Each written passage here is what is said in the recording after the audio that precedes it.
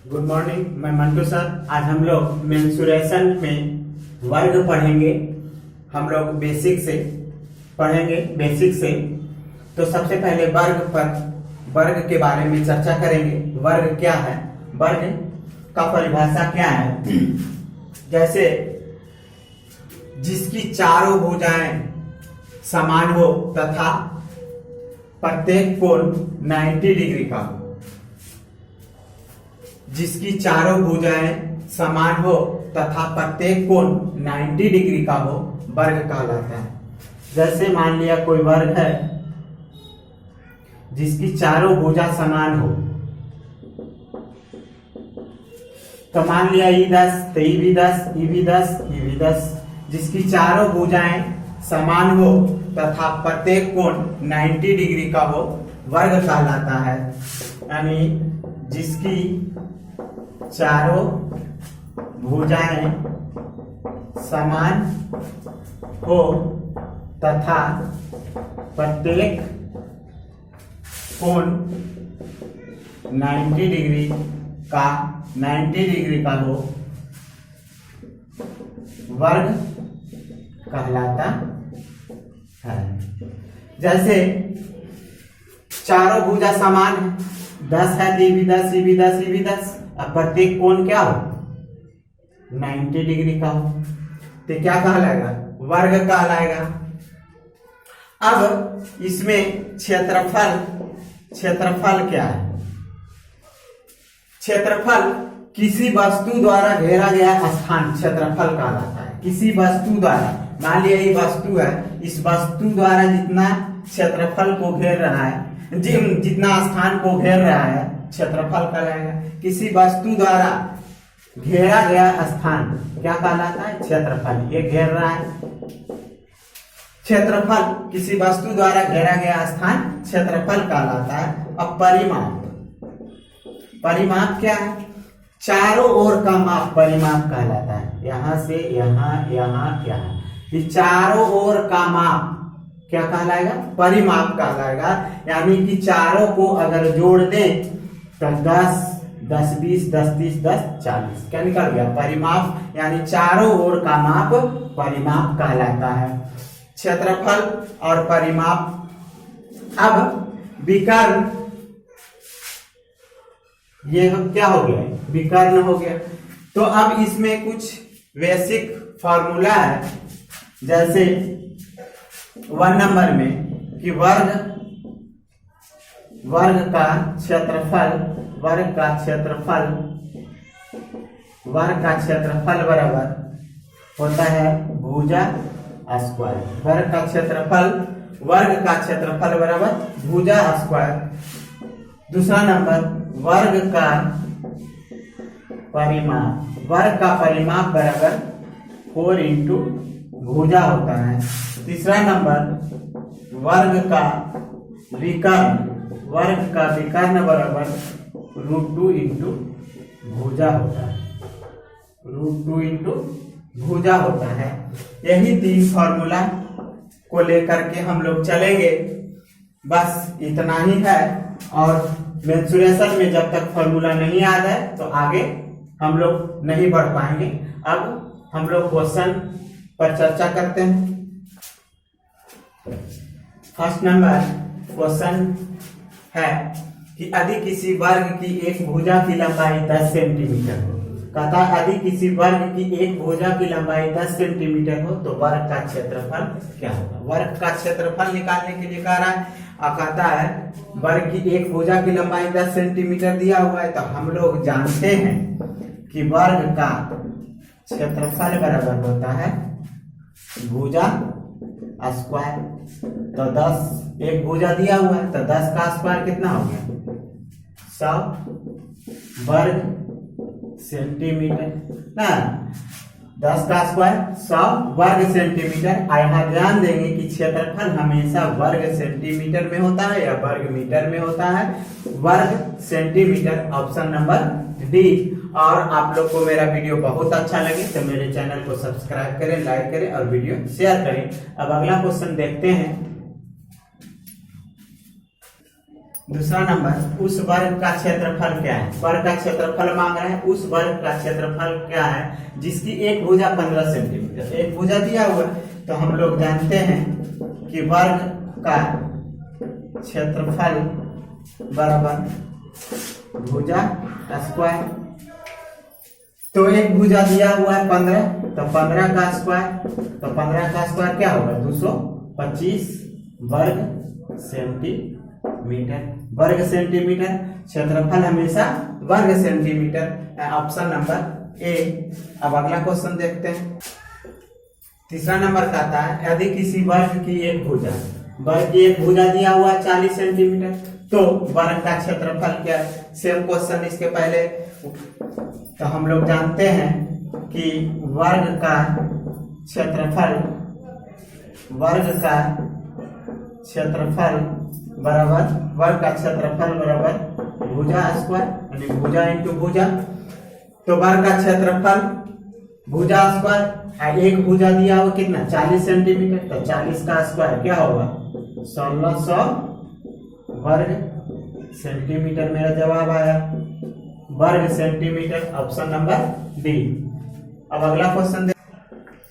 4 का आता है, उस वर्ग का क्षेत्रफल क्या है। वर्ग का क्षेत्रफल निकालना है जिसकी एक भुजा 8 सेंटीमीटर दिया हुआ, एक भुजा दिया हुआ, वर्ग का क्षेत्रफल हम निकाल सकते हैं। तो क्योंकि हम लोग जानते हैं कि वर्ग का क्षेत्रफल बराबर भुजा स्क्वायर, नहीं तो एक भुजा दिया हुआ 8 सेंटीमीटर, तो 8 का स्क्वायर 64। अब क्षेत्रफल निकाल रहे हैं तो वर्ग सेंटीमीटर में होगा, वर्ग सेंटीमीटर। मेरा जवाब आया ऑप्शन नंबर बी। अब अगला क्वेश्चन देख। 5 का आता है कि यदि किसी वर्ग का क्षेत्रफल 196 वर्ग मीटर।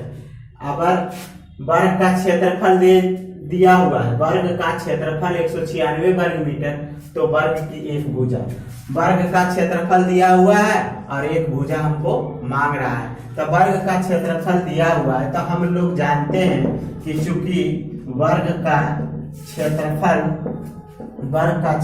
बराबर होता है भुजा स्क्वायर। तो क्षेत्रफल दिया हुआ है, क्षेत्रफल 196 वर्ग मीटर है। अब भुजा निकालना है, तो भुजा निकालना है तो भुजा वर्ग का 196 बराबर भुजा स्क्वायर। अब भुजा निकालना है तो ये स्क्वायर है तो जा करके अंडर रूट, तो केवल भुजा निकालने के लिए रूट अंडर 196। तो क्या हो जाएगा 196 इसका 14 का वर्गमूल 14 मीटर हो जाएगा। 14 मीटर इसका जवाब आया ऑप्शन नंबर बी।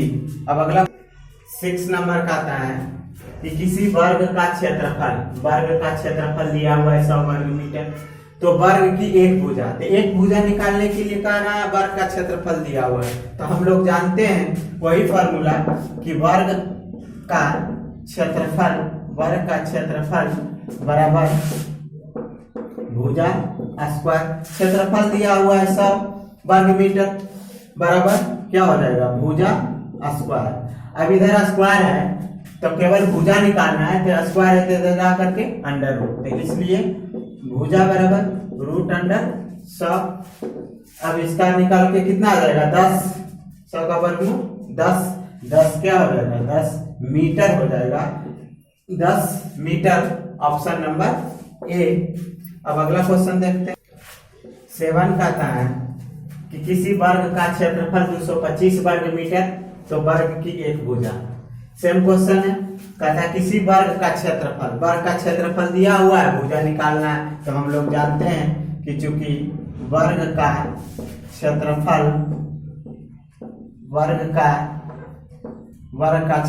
बराबर भुजा स्क्वायर। क्षेत्रफल दिया हुआ है 225 वर्ग मीटर बराबर भुजा स्क्वायर। निकालना है एक भुजा, तो इसलिए भुजा बराबर स्क्वायर है तो जा करके अंडर रूट 225। तो किसका है 225 का वर्गमूल 15 मीटर। मेरा जवाब आया ऑप्शन नंबर सी। अब अगला क्वेश्चन देखते हैं। 8 नंबर का आता है यदि एक वर्ग की भुजा 10 मीटर, वर्ग की एक भुजा है 10 मीटर, तो उसका परिमाप क्या है? अब परिमाप निकालने के लिए कह रहा है वर्ग का परिमाप क्या होगा।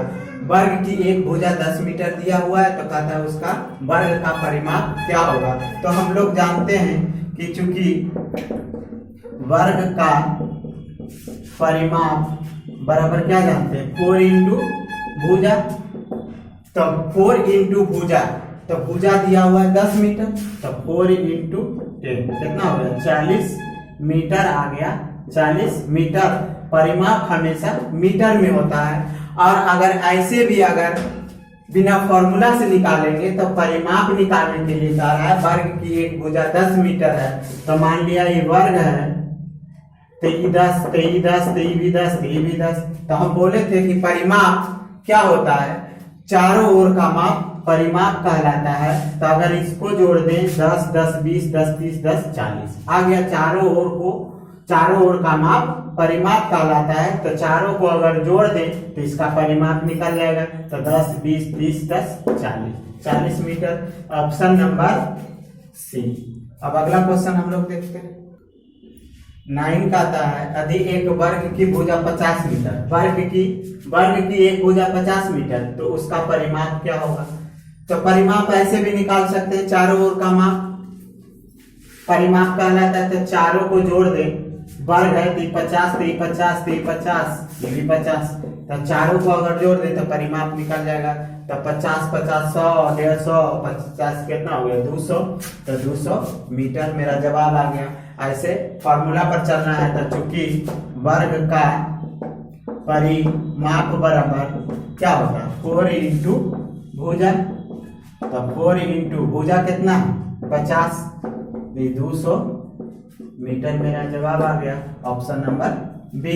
अब अगला क्वेश्चन देखते हैं।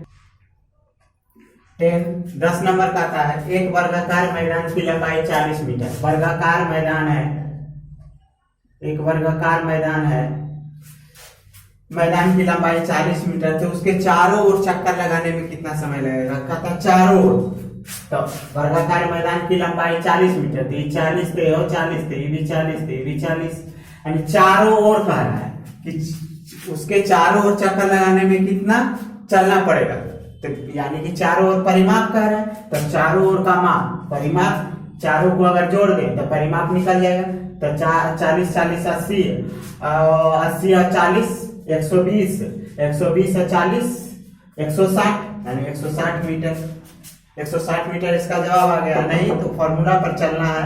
तो वर्ग का परिमाप बराबर 4 इंटू भुजा। तो 4 इंटू भुजा, मैदान की लंबाई 40, तो 160 मीटर इसका जवाब आया। Option number A. तो उम्मीद करते हैं कि आप लोग को बहुत अच्छी तरीके से समझ में आया होगा। तो आज के लिए बस इतना ही, अगले क्लास में मिलते हैं। जब तक के लिए बाय, जय हिंद, जय भारत।